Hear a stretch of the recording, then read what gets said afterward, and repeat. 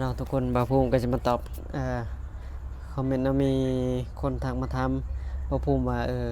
แจ้งเกิดลูกในไทยนี่ใช้เอกสารหยังแน่เนาะทุกคนสำหรับแจ้งเกิดลูกในไทยนี่อย่างเฮามาเฮ็ดงานเนาะใช้พาสปอร์ตบัตรแรงงานเฮาแล้วก็ที่อยู่บ่อนเฮาเฮ็ดงานเนาะทุกคนก็สามารถแจ้งได้แจ้งแล้วสิได้ใบแจ้งเกิดลูกชายเฮาแบบนี้เนาะอย่างลูกบ่าวภูมิก็มีสุติบัตร